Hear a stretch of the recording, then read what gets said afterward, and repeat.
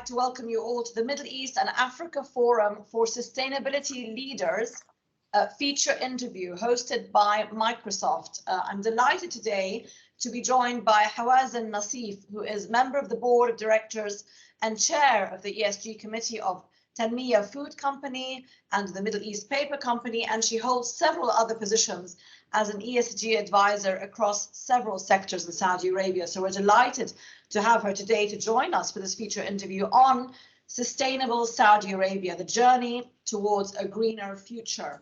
And I'd like to also welcome our hosts from Microsoft, Chief Sustainability Officer for Middle East and Africa, Mr. Sharif Tawfi. And Sharif, welcome, and Hawazin. Sharif, I'd like to hand it to you just to open up this conversation for us, please. So over to you. Thank you. Thank you, Diala. Honestly, the Kingdom of Saudi Arabia plays a critical role in shaping the future of sustainable development worldwide and in the region. The Kingdom has committed to very solid sustainability agenda, including bold ambitions like reaching net zero by 2060, enabling renewable energy to contribute to 50% of its overall energy mix by 2030, reducing carbon emissions from fossil fuel production in the region by more than 60%, plant 10 billion trees across Saudi, as well as 50 billion trees across the Middle East, and protecting 30% of the Saudi's land and sea by 2030.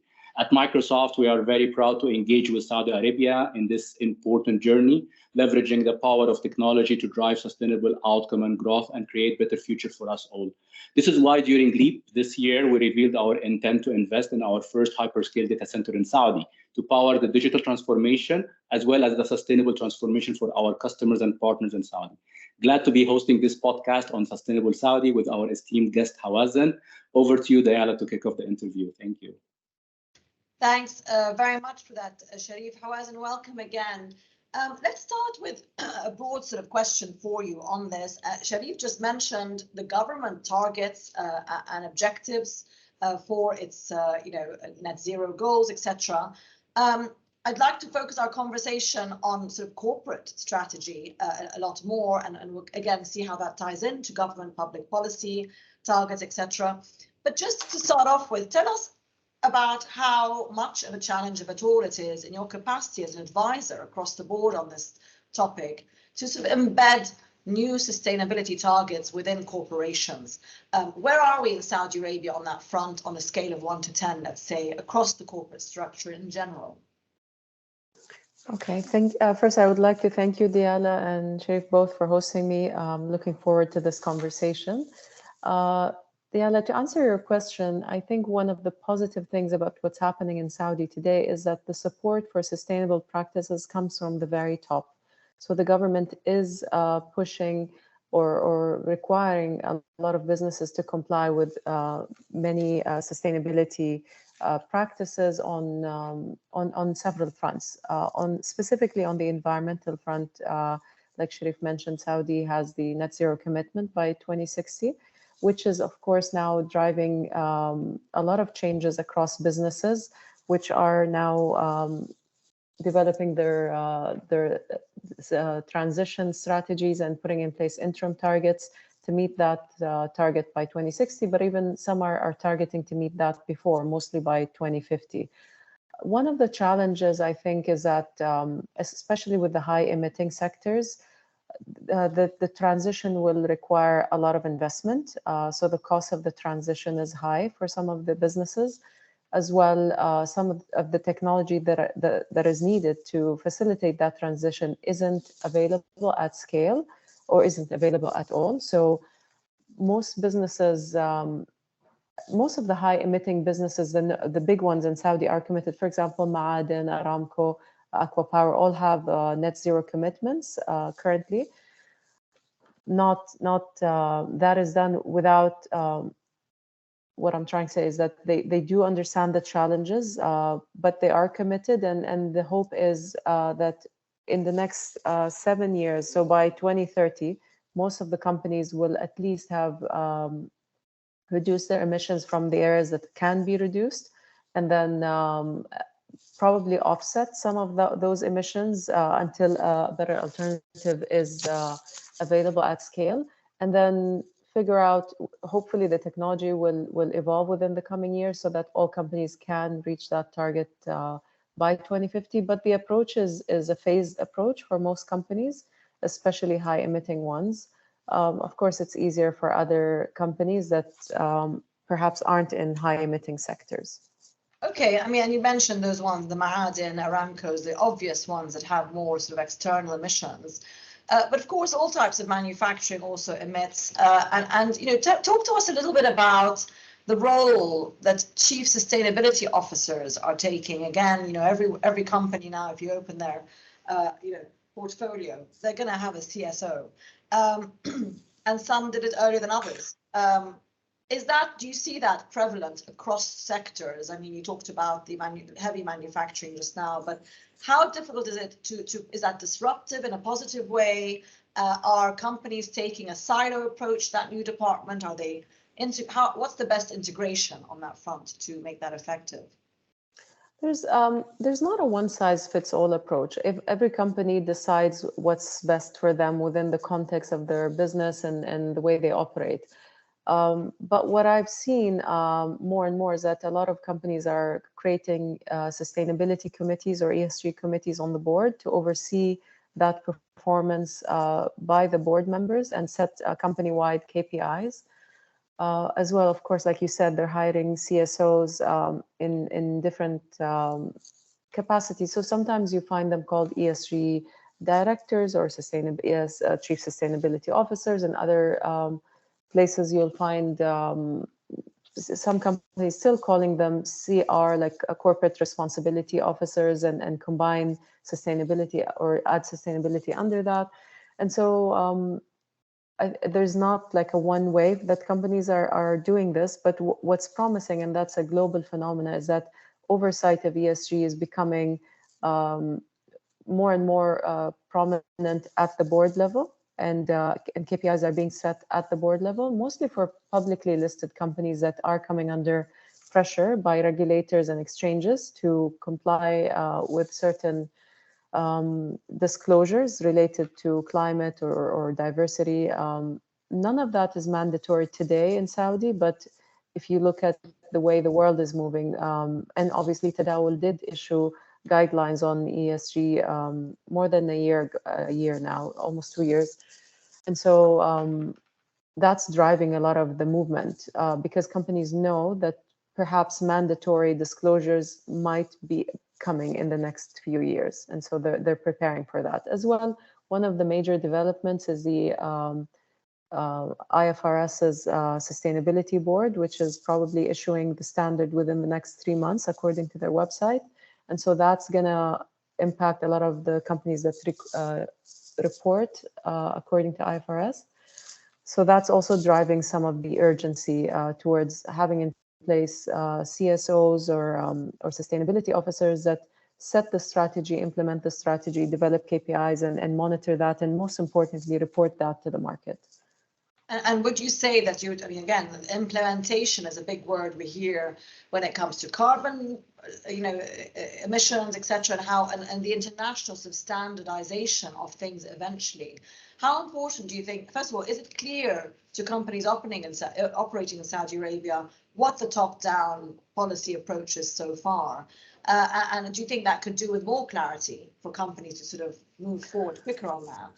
And secondly, how important is it that Saudi moves on its own timeline, or should it be sort of watching what other regions are doing in tandem on this sort of standardization implementation of these measures? Obviously, one of the known targets is the net zero target by 2060. Other legal reforms have taken place in the last 7 years. Are more on the social side of things, so labor laws, laws on health and safety, and things like that are now improving the performance of companies on the social pillar of ESG. As well, the environmental law was issued and coming into full effect soon. It actually is effective since, I believe, more than a year ago, the Saudi environmental law. but it's there's a grace period, and I believe it ends in January 2024, but I'm not absolutely sure about that. I know it's something that's gonna require a lot of. I've looked at the law very closely, and it will require many changes across the board. And in my opinion, it's one of the best written laws. It's very advanced, and it covers all types of activities. So hopefully, with that law being fully implemented, you know, you'll see a lot of clarity on what certain companies in certain sectors need to do. More clarity on that.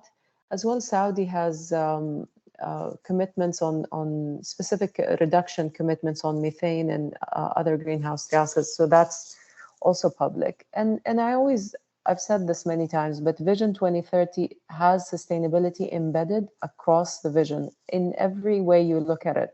Sustainability is at the core of Vision 2030. So if you understand the way, you know, all the different programs that the government has put in place, you'll see sustainability as a common theme that runs across that.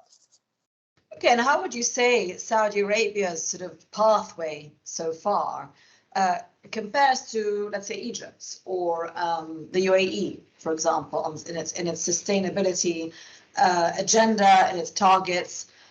Is it ahead? Is it behind that? What advantages does it have specifically, which enables it to move faster, perhaps, in sustainable funds? I mean, Saudi is a oil-producing country, and Saudi Aramco is one of the best performing companies in carbon intensity per barrel. So I would say Saudi oil is one of the most sustainable oil on the planet. So, and by all accounts, the last drop of oil will come from this region. So because it is the region that produces the lowest carbon intensive oil on the planet. But with that comes a lot of challenges, of course.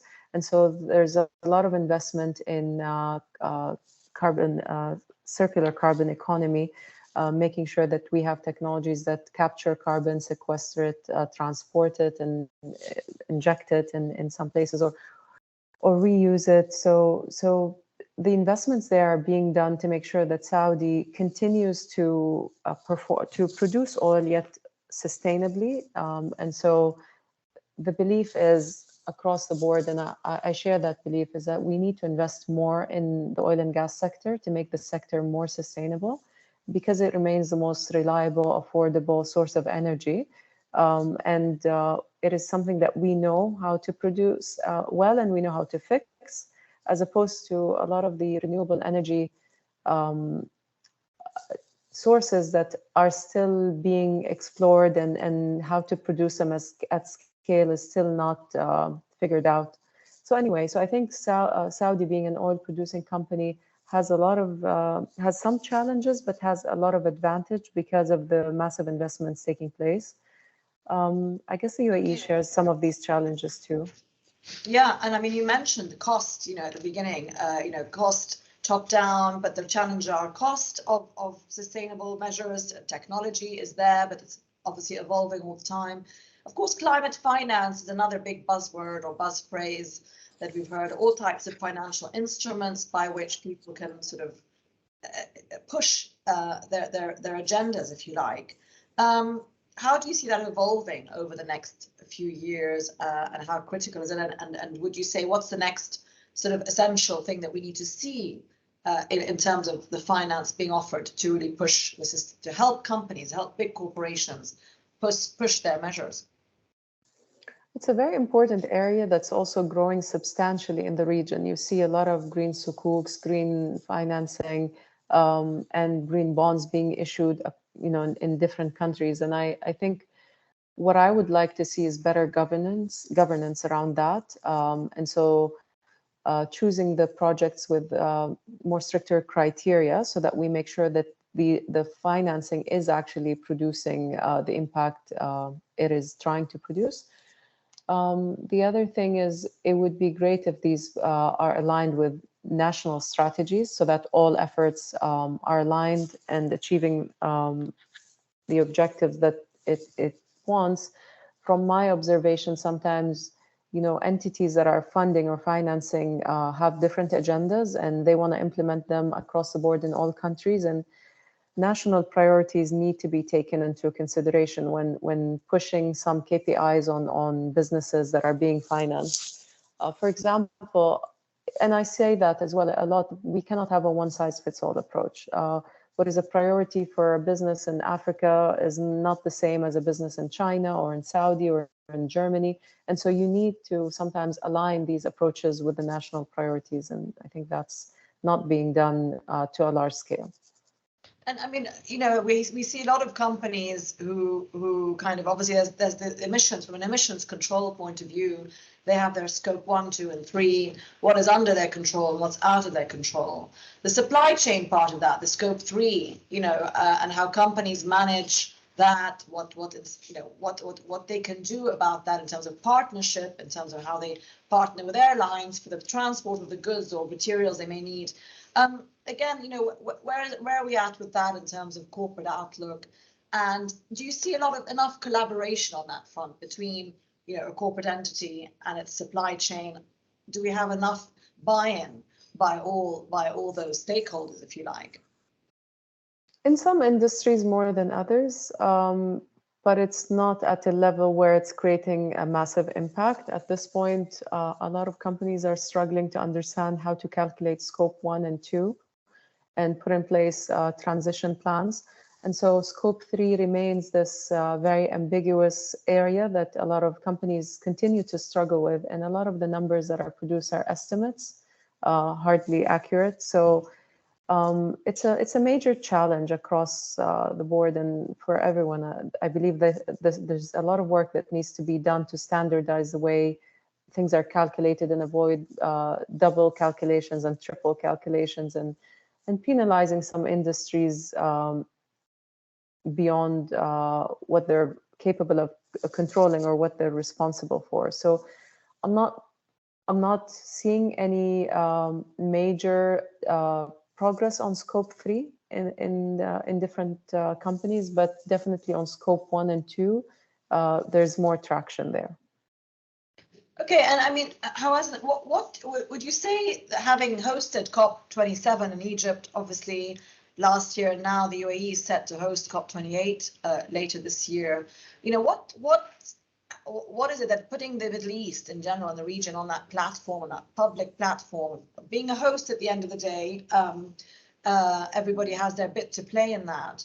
But how has that, if any, in any way, sort of helped or pushed the region on its sustainability agenda? Has it been a hindrance or a positive thing by being a bit more in the spotlight? And particularly given, as you mentioned, that we are an oil gas producing area and region, particularly in the Gulf here. I find it extremely inspiring, and I'm very happy to have experienced COP27 in Egypt and planning to be at COP28 in the UAE. And I'm very excited that for 2 years in a row we have it in the region. There's a lot of excitement, especially among the youth and among companies, to showcase what they're doing. And a lot of startups are popping up with different solutions for companies that are very customized to the needs of the region. And so I find that very inspiring. And I don't think, when it comes to climate action or climate change, it doesn't matter where the emissions are happening or where which area is performing better than others, because unless as a global community we perform better, we will all suffer.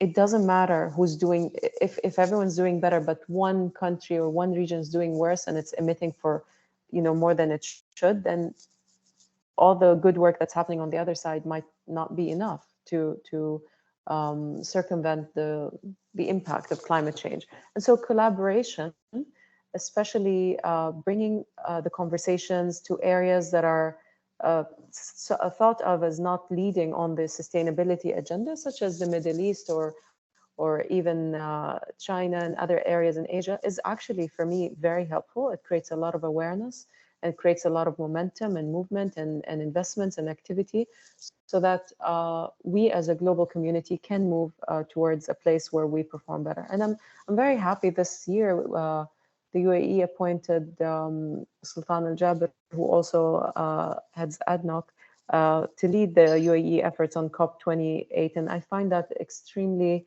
positive and encouraging, because the oil and gas sector should not be alienated from these conversations, which was done about 2 years ago and before that. And so I'm very happy to see that, everyone being having a place and a voice and bringing their concerns to the table, so that we can together solve this problem that we are facing as a global community. Okay, and I mean, just to address one more point that you mentioned again, and it's kind of integrated into everything we're talking about, which is technology, which is the tools and the innovation that we're using, of course, to advance on the sustainability front across the board, from software to actual nuts and bolts, to AI, etc. Is Saudi, and part of its vision 2030, of course, is innovation and trying to localize that as much as possible and having hubs for that. How important do you think it is that we have individual nations to try and innovate on their own, or, alternatively, look out beyond their borders for crossover technologies and for repeating the same efforts that were made before? So where's Saudi at in its approach on that front? Is it very open to that technology partnership, or does it really want to create an innovation hub going forward? And how does it balance those two? I think there's a mixture of both. Obviously, Saudi is one of the biggest oil producing countries in the world. So there's a spark and which has a concentration of research labs and research centers that are producing technology that would help the oil and gas industry around the world produce oil and gas more sustainably, and also advance on several fronts to become more efficient for that matter. But I don't think there's an either-or approach from what I've seen. So Saudi is investing a lot in developing technologies that are important to our industry, but also collaborating across the board and funding technology companies around the world that are producing climate tech that is relevant to the world as well. Recently, Saudi Arabia announced a cabinet of ministers approved a regional climate center, which I would assume would create more It's not clear yet what the center will do from the announcement, but potentially it could generate or work on collaboration among regional players on several fronts. One of them could be technology. The other one is reduction targets and just aligning on strategies and policies across the region. So that's a very positive development. And that word alignment, of course, is so critical, isn't it, from an efficiency point of view, from an investment point of view. However, Nassib, I'm afraid we've run out of time very quickly, but it's been a pleasure talking to you about what Saudi Arabia is doing towards its greener future and sustainability. And I'm delighted now to hand over to Sharif Tawfiq from Microsoft to wrap it up for us on this feature interview. Thank you. Thank you. Really insightful discussion, Hawazin and Diala. Thank you for having that educational session, actually, to me. We heard things like how Saudi is driving a very committed tone from the top in Saudi towards sustainability and the political will to push this commitment on all fronts. Also, the sustainability being core to the Saudi 2030 vision. Most of the large companies now has a sustainability or ESG as a board level discussion, and appointing sustainability directors or CSOs to drive their commitments and disclosure towards ESG. Funding is required, especially for the hard to abate sectors as well as the highly emitting sectors. That's why I think PIF also recently issued a $3 billion green bond on the London Stock Exchange, which is definitely a step forward towards this commitment. We also heard the role of technology and technology partnership in the innovation to accelerate decarbonization, as well as the move towards net zero. I am inspired to see this commitment from Saudi on sustainability. Finally, thank you again, Diala. Thank you, Hawazin, for this educational discussion, and looking forward to future ones. Thank you. Thank you both for hosting me. It was a pleasure talking to you.